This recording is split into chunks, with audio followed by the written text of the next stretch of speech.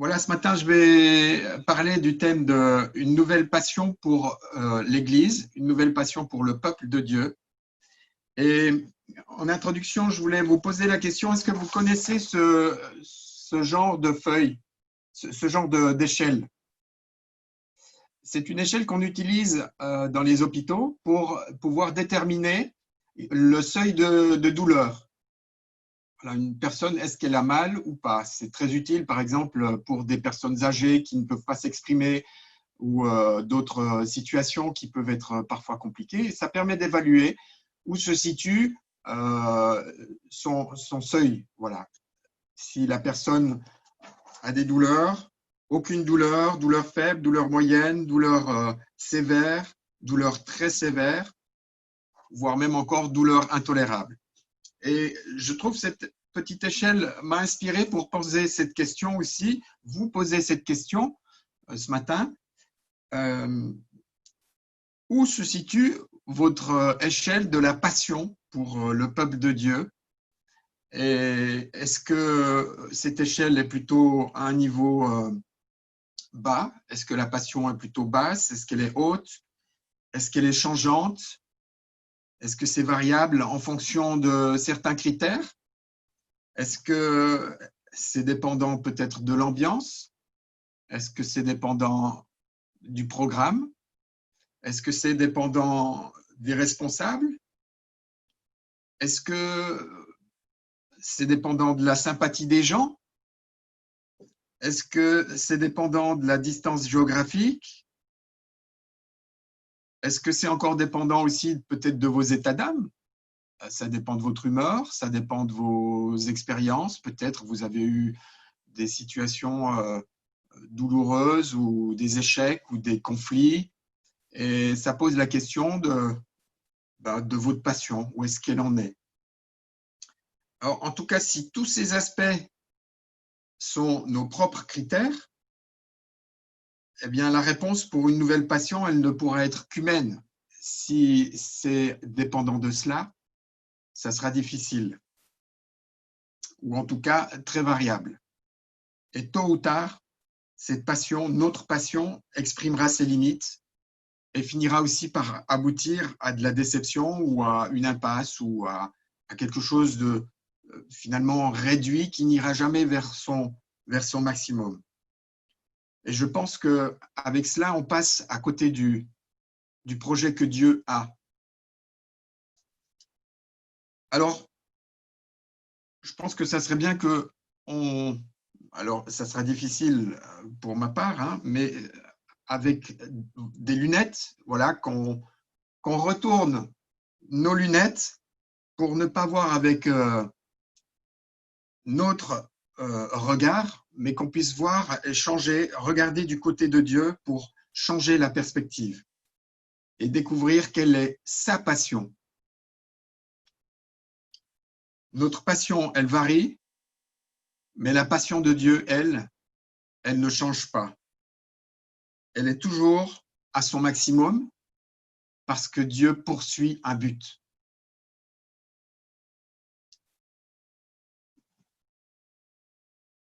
Première chose que j'aimerais dire, c'est que la passion de Dieu, c'est de se former une famille. Alors, c'est un aspect que j'ai eu l'occasion déjà d'aborder il y a quelque temps. Je vais redonner peut-être quelques éléments, mais voilà, c'est pris aussi quand même sous un angle différent. Voyez à quel point le Père nous a aimés. Et son amour est tel que nous sommes appelés enfants de Dieu. Et c'est ce que nous sommes en fait réellement. On n'est pas juste appelés enfants, mais on l'est pleinement dans tous nos droits.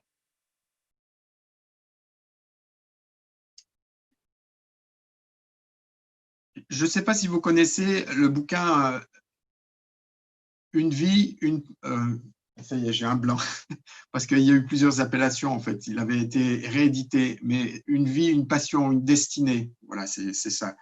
Une vie, une passion, une destinée. Ce bouquin a été écrit par Rick Warren et c'est un bouquin qui m'a beaucoup parlé et qui traite certains aspects, notamment de ce qui est de la famille de Dieu. Et je lis un passage, je vais lire plusieurs passages dans mon message parce que je crois qu'il a vraiment un regard pertinent sur la question. Il dit « Toute la Bible est l'histoire de Dieu construisant une famille qui l'aimera et l'honorera et qui régnera avec lui pour toujours. Comme le Seigneur est amour, il apprécie beaucoup les relations. Par nature, il est relationnel et il parle de lui-même en termes familiaux. Le Père, le Fils et le Saint-Esprit. La Trinité est la relation de Dieu avec lui-même.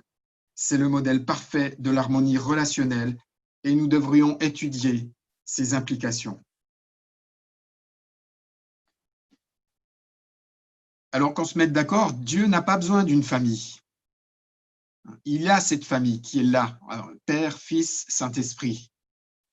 Mais Dieu désire élargir ce cercle-là. Dieu désire une famille avec des enfants. Et nous entrons dans cette famille par la nouvelle naissance. Alors, c'est ce que Jésus explique à Nicodème dans l'évangile de Jean au chapitre 3. Nicodème, il dit, mais voilà, en quelque sorte, Nicodème est curieux et il cherche à comprendre certaines choses. Et Jésus va lui parler, mais en fait, pour entrer dans le royaume, il faut naître de nouveau. Et Nicodème ne comprend pas vraiment. Il dit, mais bon, qu'est-ce qui se passe là? Est-ce que je vais devoir rentrer dans le ventre de ma mère? C'est quoi ce truc? C'est juste impossible. Comment tu peux faire ça? Et Jésus lui explique qu'il faut naître d'une naissance qui est spirituelle, naître d'en haut. Et c'est ce qui va donner accès alors à l'intimité du Père, à l'intimité familiale. C'est ce qui va donner accès à son héritage, parce qu'on devient alors fils, héritier des biens promis. Galates 4, verset 7. Dans Hébreux, il nous est dit au chapitre 2 que Jésus, qui est celui qui purifie les hommes de leurs péchés, eh bien, partage aussi la même humanité avec tous ceux qu'il a purifiés. Et c'est pourquoi il n'a pas honte de les appeler ses frères. Vous connaissez aussi ce passage de Jésus avec ses disciples, et à un moment donné, il va dire, en désignant ses disciples d'un geste de la main, il ajoute « Ma mère et mes frères, les voici, car celui qui fait ma volonté, la volonté de mon Père céleste, celui-là est pour moi un frère, une sœur, une mère. »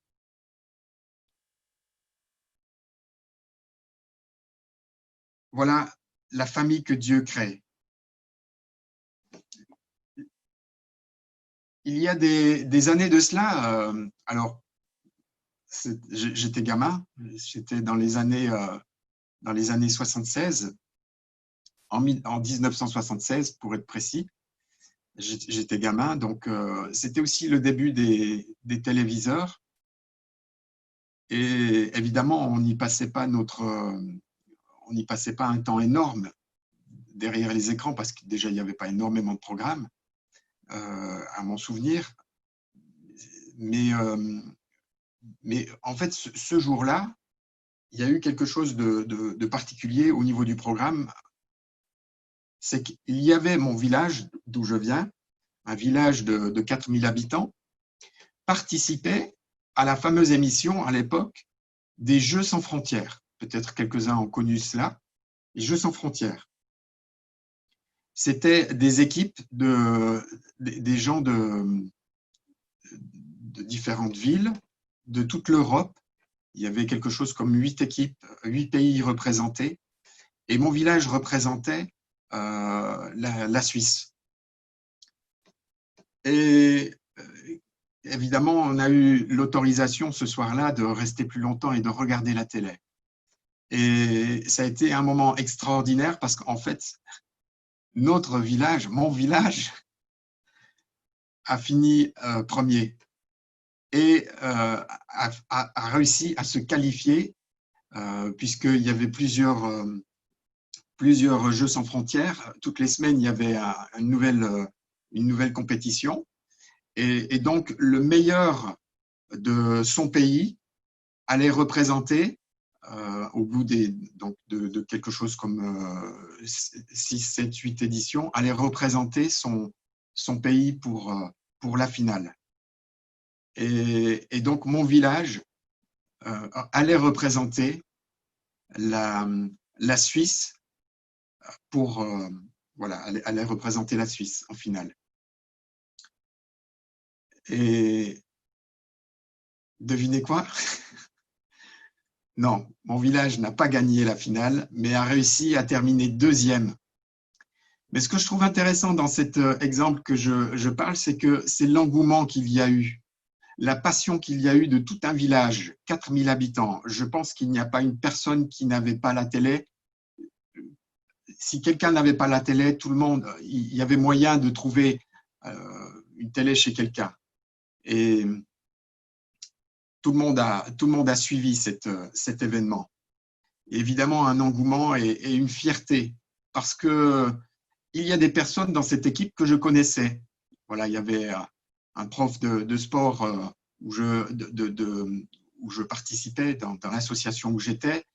Il y avait la mère d'un copain de classe, d'un de mes meilleurs amis. Et, enfin, voilà, des souvenirs qui sont là. Et il y avait un engouement, mais il y avait aussi une fierté qui est là. Et cet exemple, en fait, me parle de la fierté qu'on peut avoir quand quelqu'un représente et défend nos intérêts et quand quelqu'un, en quelque sorte, nous intègre.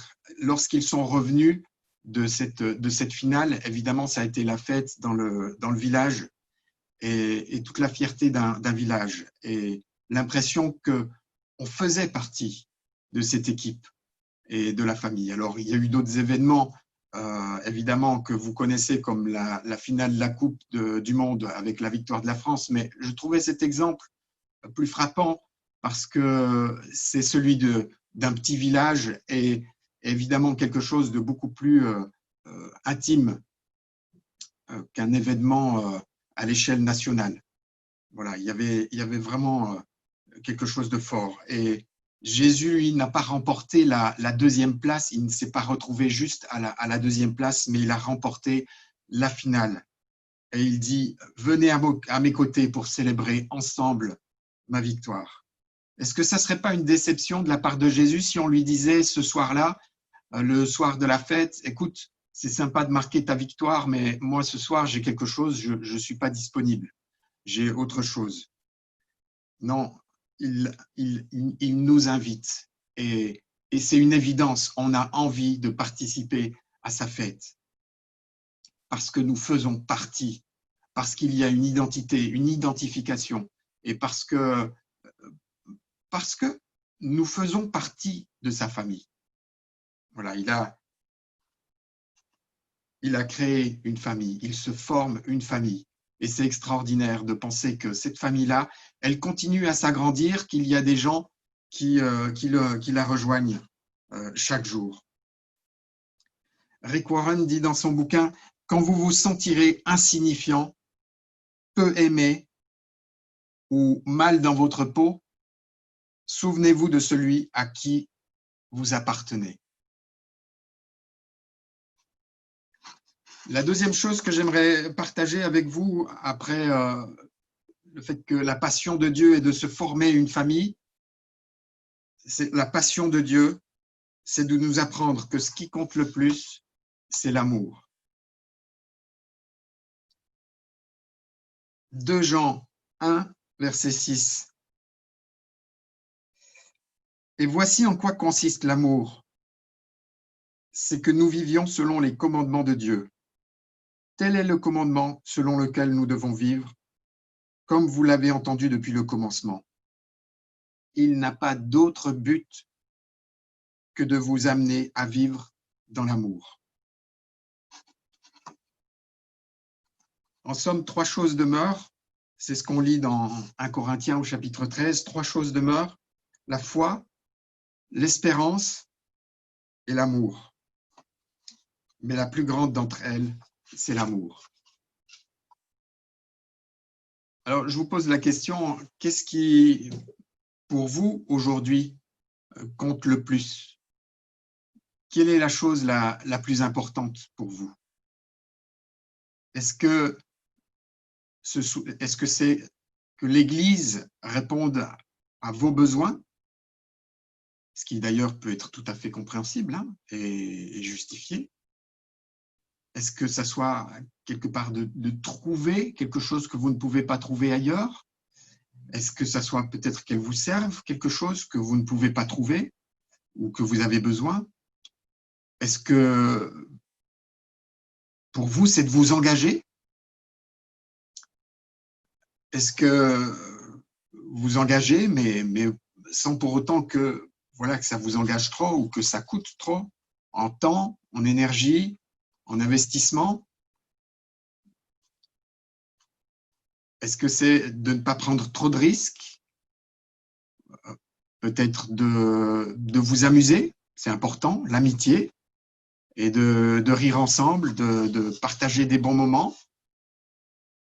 Est-ce que c'est peut-être aussi de ne pas trop vous exposer parce qu'il y a derrière toujours une peur de décevoir ou une peur d'être critiqué, une peur de se tromper peut-être si on prend la parole, si on dit quelque chose, qu'est-ce que les autres vont pouvoir dire? Est-ce que, voilà, on a besoin de l'amitié, mais en même temps, on veut rester des fois un peu à distance parce qu'on a besoin aussi voilà, parce qu'on est hésitant, timide, qu'on a peur peut-être d'être rejeté. Ça peut aussi être des éléments importants qui peuvent doser les choses et faire qu'on reste dans un retrait ou dans quelque chose de mesuré.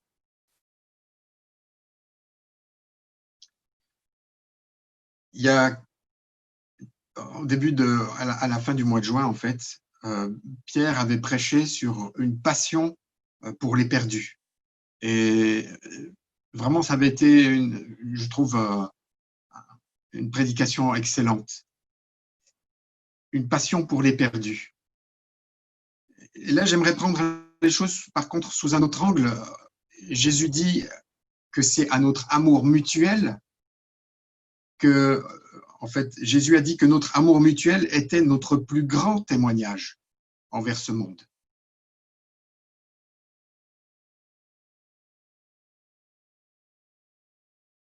Un amour pour les perdus qui est tourné vers l'extérieur, mais on peut réaliser aussi que le temps, enfin, l'amour que l'on porte pour l'Église, pour les uns pour les autres, est aussi source de témoignage et qui peut même être un puissant témoignage. À ceux-ci, tous reconnaîtront que vous êtes mes disciples, à l'amour que vous aurez les uns pour les autres.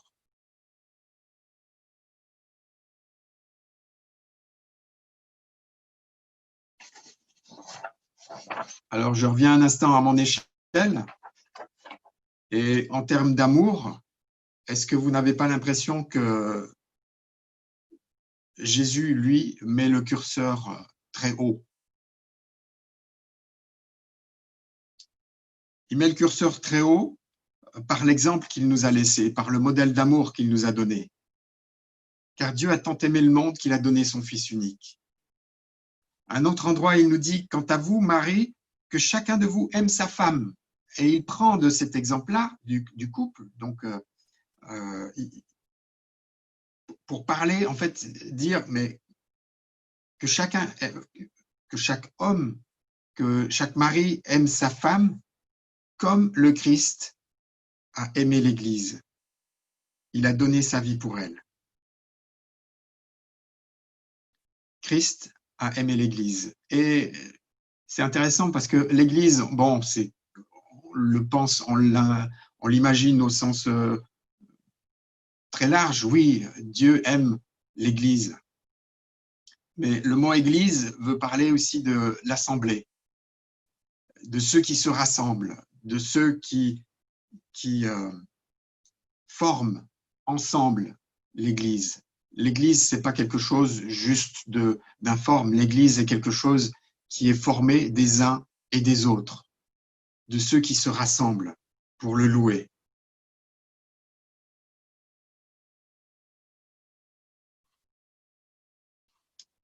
Jésus a mis cette barre très haute.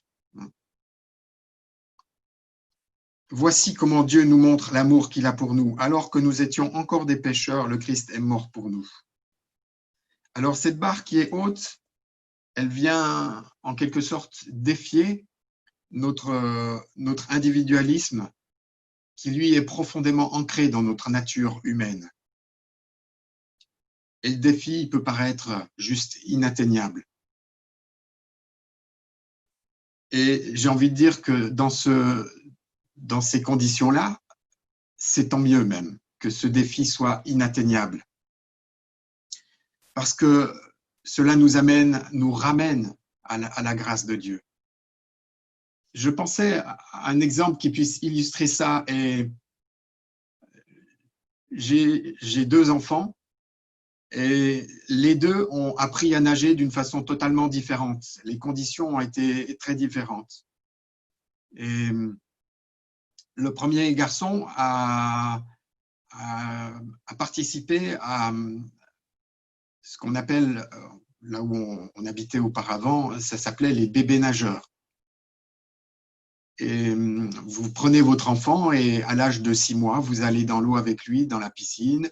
Il y a des moments où vous le lâchez. Et puis même l'enfant, vous voyez, il barbote là, il est là. Et il n'y a pas de peur parce qu'il sent que vous êtes là et que vous l'accompagnez. Mais il y a quelque chose dans cette expérience-là où l'enfant, en fait, apprend à être… Il est, en fait, naturellement dans cette espèce d'apesanteur, d'être porté, parce que c'est l'expérience qu'il avait dans le ventre de sa mère. Et assez naturellement, l'enfant apprend déjà est en confiance dans cet environnement-là de l'eau et apprend, on peut dire spontanément, à nager. Il y a même des moments où l'enfant, vous le lâchez, il met sa tête sous l'eau, il n'y a aucun risque parce qu'il est encore dans les réflexes qu'il avait du ventre de sa mère. À ne pas… Enfin voilà, il y a quelque chose qui se produit au niveau du larynx qui ne boit pas du tout la tasse. Et puis, vous voyez votre enfant qui s'éclate dans l'eau. Et la deuxième expérience, celle de notre second, Timmy, était différente parce que lui, il a appris à nager un peu plus tard. Mais vous voyez le corps qui, dans l'eau, est tendu et qui a besoin… Alors, je ne vais pas rentrer dans les détails aussi, pour ceux qui le connaissent, enfin voilà, vous savez son histoire, mais de faire confiance, d'être dans l'eau, dans un élément où il ne voit peut-être pas le fond, et il va devoir faire confiance parce qu'il y a le cerveau qui est là et qui est en quelque sorte comme qui filtre toutes les informations et qui garde un peu un contrôle sur la situation. Et vous savez ce qui se passe avec un enfant, vous savez ce qui se passe avec un adulte, vous le savez peut-être vous si vous avez peur de l'eau ou si vous n'avez jamais appris à nager. Ce qui se passe, c'est que plonger dans l'eau, ça fait plouf et ça fait glou-glou. Pourquoi? Parce que le corps est crispé, est tendu. Et il y a besoin dans ces moments-là que le corps se détende. Et pour que tout simplement l'eau puisse porter et être là en juste profiter de cette loi de la physique qui est que tout corps plongé dans un liquide eh bien, subit une poussée verticale de bas en haut. Voilà, je crois que c'est ça, hein, il me semble. Les spécialistes des lois physiques pourraient me la dire mieux que ça. Mais c'est ce qui se produit. On est porté. Et je trouve que c'est vraiment une image de la grâce. Nous avons besoin de la grâce de Dieu. Parce que la barre, elle est juste trop haute. Et que de nos propres forces, en nous crispant, en essayant de nous débattre on n'arrivera pas à nager ou on s'épuisera très vite. Et c'est ce qui amène alors à des déceptions, c'est ce qui amène à des blessures, c'est ce qui amène à prendre des fois de la distance, du repli, à être, je dirais, dans notre curseur, plutôt vers le bas que vers le haut. On a besoin de cette grâce de Dieu. C'est par grâce que nous sommes sauvés. C'est aussi par cette grâce-là que nous sommes intégrés au corps. Et c'est aussi par cette grâce-là que nous y avons place, que nous y trouvons notre place. Et on a besoin aussi de cette grâce-là pour l'exercer envers les autres et envers des frères et sœurs, pour les aider dans les difficultés qu'ils peuvent peut-être avoir, qu'ils ont pu rencontrer. On a besoin de cette grâce pour nous, on a besoin de cette grâce les uns avec les autres, parce que notre expérience faite de moments où peut-être on coule, où on a une impression tout d'un coup de perdre pied et d'être submergé. Dieu nous a aimés le premier et il nous aime tel qu'on l'en est. Il nous aimait même avant la fondation du monde, avant que l'on soit né, et il nous aime parce qu'il nous aime. Point. Dieu nous aime parce qu'il nous aime. Point. Et vous n'avez pas besoin d'ajouter quelque chose. Vous n'avez pas besoin de dire « mais ». Oui, mais Dieu nous aime. Et il n'y a pas besoin de paraître, et il n'y a pas besoin de jouer un rôle, il n'y a pas besoin de se cacher. Et je trouve qu'il est vraiment là comme un… Je reviens sur cette image des bébés nageurs parce que je crois vraiment qu'il est là, tout près de nous, et que nous n'avons pas à avoir peur des expériences et de nous mouiller parce qu'il nous accompagne et parce qu'il nous donne la sécurité dont on a besoin pour pouvoir expérimenter sa grâce. Rick Warren, dans son bouquin, toujours aussi excellent, dit ceci: c'est seulement lorsque nous exposons franchement notre vie que nous expérimentons la vraie communion fraternelle. La Bible dit, si nous marchons dans la lumière comme il est lui-même dans la lumière, nous sommes mutuellement en communion. Si nous disons que nous n'avons pas de péché, nous nous séduisons nous-mêmes. Le monde associe l'intimité à l'obscurité, mais Dieu, quant à lui, dit qu'elle survient dans la lumière. L'obscurité sert à masquer nos blessures, nos fautes, nos craintes, nos échecs et nos failles, mais dans la lumière, nous les exposons et reconnaissons qui nous sommes vraiment. Alors évidemment, il faut du courage et de l'humilité pour être authentique. Et cela exige que nous affrontions nos peurs d'être démasqués, rejetés et blessés une fois de plus. Il faut du courage et de l'humilité pour se livrer.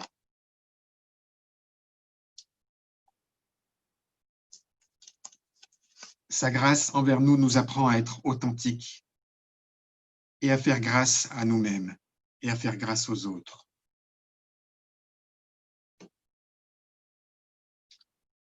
Et Rick Warren dit encore ceci que je trouve aussi comme une interpellation pour nous.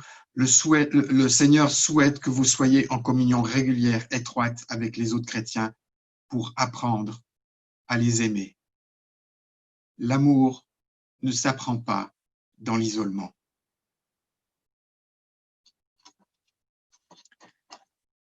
Alors, je pense que c'est quelque chose qui fait appel certainement à plus que juste une émotion. C'est quelque chose qui va plus loin que juste un sentiment. L'amour dont il est question n'est pas sentimental, on est d'accord, même si la part des émotions est importante, d'être avec des gens qu'on aime, des gens qu'on apprécie, des gens avec qui on peut partager des choses, des gens avec qui on peut rire, des gens avec qui on peut échanger, et puis être en confiance, c'est quelque chose de très important. Mais je crois aussi, et là je ne l'ai pas développé, je veux juste le mentionner, mais dans ce processus-là aussi de Dieu, de nous montrer aussi, je reviens à mon titre, hein, de nous apprendre que ce qui compte le plus, c'est l'amour, de nous montrer de quel amour il s'agit et de quelle façon on grandit, on mûrit. Eh bien, il y a différentes choses que Dieu utilise et c'est aussi la place de la parole de Dieu dans tout ce processus de croissance. La parole qui est comme une lumière et qui éclaire aussi notre nature et de quelle façon elle a besoin aussi d'être transformée. C'est aussi la place des ministères que Dieu donne à l'Église et des responsables, parce que la Bible dit aussi, vous pouvez relire dans Éphésiens au chapitre 4, qu'il y a quelque chose comme d'un corps qui grandit dans la vérité et dans l'amour, et où la place où les ministères sont présents dans ce contexte-là, pour aider vers la croissance. Dans notre contexte aussi d'église, je pense que c'est aussi toute la place des groupes de vie et dans la communion fraternelle que l'on a. Il y a des choses qui, dans ce contexte-là, parlent bien de l'église locale. C'est pas juste des gens qui de temps en temps se voient, mais il y a quelque chose qui se construit parce qu'on prend du temps ensemble, une communion régulière, et qu'il y a quelque chose qui se forme et qui grandit. Et puis, en dernier point, j'aimerais dire la passion de Dieu, c'est aussi de rencontrer son Église, sa bien-aimée, et de renouveler sa passion. Renouveler la passion de l'Église pour Dieu. Renouveler la passion de l'Église dans ce que nous sommes ensemble, dans ce que nous vivons ensemble. En étant au bénéfice de cette famille de Dieu à laquelle on appartient, et de la passion en même temps de Dieu pour son Église et par sa présence, eh bien, il y a quelque chose qui renouvelle en nous notre passion pour l'Église. J'aime bien cette image du feu. J'aime beaucoup un feu de bois, par exemple.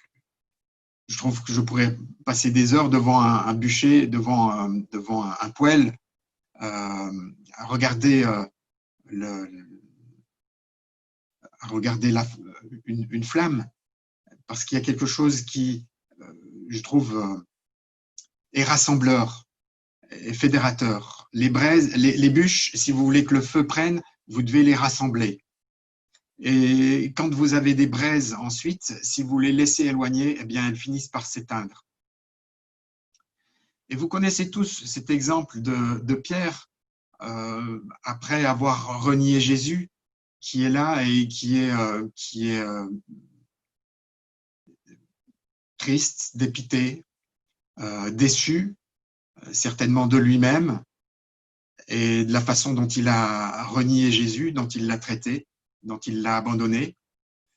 Et à un moment donné, Jésus se trouve, alors que les disciples sont en train de pêcher, Jésus arrive et se met donc sur cette plage au bord de l'eau, pas loin des disciples, et prépare un feu et il va y cuire du poisson. Et les disciples, quand ils comprennent tout d'un coup que c'est Jésus, ils vont venir et ils vont se rassembler autour de ce feu. Et Jésus va lui dire, mais Pierre, est-ce que tu m'aimes? Et Pierre, évidemment, lui répond, ben oui, Jésus, tu sais que je t'aime. Et il lui redemande une deuxième fois et puis une troisième fois. Et à chaque fois, Jésus lui dit, paie mes brebis. Tu as peut-être vécu un échec, Pierre, tu as peut-être été déçu, mais ça ne s'arrête pas là. Sois renouvelé dans mon amour pour l'Église. sois renouvelé dans ce à quoi je t'appelle, à prendre soin des uns et des autres. Paix mes brebis. Et Pierre, quelques jours plus tard, enfin quelques semaines plus tard, à l'occasion de la Pentecôte, quand le Saint-Esprit descend, il va être celui qui prendra la parole et, rempli du Saint-Esprit, va interpeller la foule. Et vous savez ce qu'il a suivi ensuite, c'est le nombre de personnes qui se sont tournées vers Dieu et qui ont été ajoutées à l'Église. Il n'était plus question de rester sur ses blessures, mais de prendre soin de ceux que Dieu avait ajoutés à l'Église. L'image de ce feu, c'est aussi, je trouve, ce que Dieu fait dans nos vies au travers de la Pentecôte ou au travers de différents moments quand il nous restaure et qu'il nous rassemble autour de sa présence dans les moments qu'on peut vivre. Quand il y a quelque chose voilà, qui est comme un feu, voilà, qui réchauffe ou voilà, qui anime. Il communique cette passion. J'ai parlé de l'exemple de Pierre, je pense que ce sont aussi nos exemples. Je pensais aussi à l'exemple de Jean, l'apôtre Jean, qui était appelé le fils du tonnerre. Et à un moment donné, il avait demandé avec son frère à Jésus, est-ce que tu veux qu'on commande que le feu descende sur ce village? Parce qu'ils avaient refusé d'accueillir Jésus. Et voilà, des gens bien téméraires, beaucoup d'audace et sûrs d'eux-mêmes, évidemment. Et ce n'est pas du tout le Jean que l'on retrouve des années plus tard et transformé par la puissance du Saint-Esprit et transformé par l'œuvre du Saint-Esprit. Et Jean est le seul des disciples à n'avoir pas fini sa vie en martyr, mais il a été exilé sur une île et il disait, d'après les écrits que l'on a, il répétait en permanence « Aimez-vous les uns les autres ».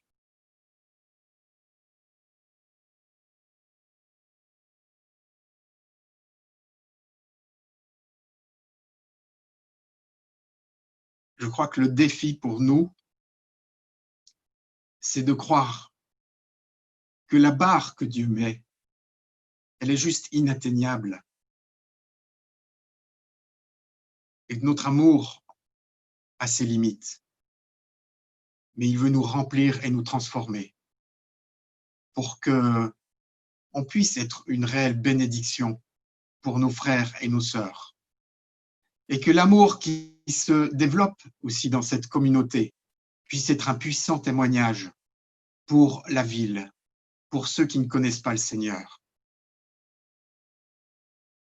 Alors, je disais au début que la passion de Dieu pour son Église, pour son peuple, était invariable, qu'elle était toujours à son maximum.